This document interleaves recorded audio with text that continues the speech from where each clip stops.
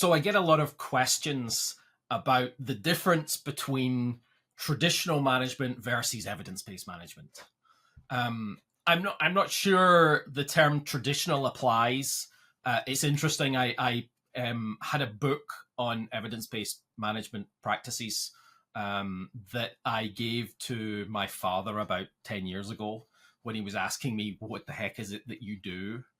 And I gave him this book, Radical Management, and he read the book, and he said, "Oh, that's what I've been doing for the last 40 years in my company. That's the type of things, trying to change the organization and move people in a particular direction and do all those things."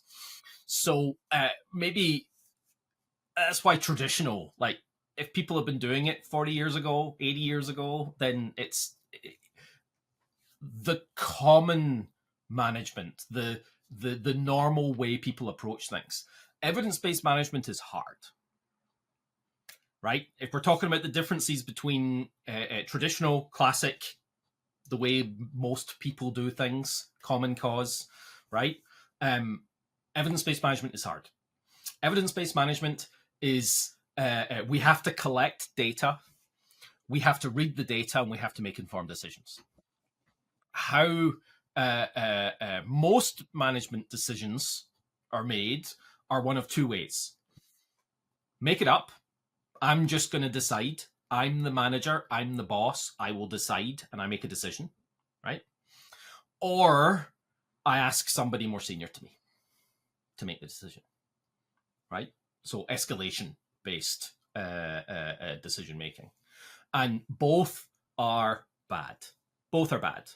We shouldn't be making decisions on multi-million-dollar things based on, or even smaller than that, right? But based on just making it up. We want to be asking, why are we doing this thing? What do we hope the outcome's going to be? And how are we going to measure it, right? We want evidence to know. That's why when we're in court, we don't make decisions based on how we feel today, right? We collect a bunch of evidence, and we present that evidence to a group of people, and a group of people analyze that evidence, including, not evidence parts as well, how they feel about it, how they think about it. And they put it together into something that is a coherent decision. And that's what we would like to see in management today. Most managers try and do evidence-based decision making. Unfortunately, the evidence that they choose to accept is generally whatever the easiest data is to collect. Most of that revolves around say-do metrics, right? Original estimate, actuals, how far off course are we? People talk about scope creep. Well, you said you were going to do this and it's changed to this, therefore the scope has changed. Or, it's that traditional look at data is very, what's a good way to describe it? Vanity metrics. That's the expression I've not used in a while. Vanity metrics are the biggest part of this. I want to create metrics. For me as a manager, I want to have metrics that make me look good. I want to keep my job. I want to perhaps get promoted. So I want to create metrics that make me look good. That would be nice. So that's the ones I'm going to focus on. That's the ones I'm going to judge my people that report to me by, is the metrics that I think make me look good. And unfortunately, metrics that make you look good, right?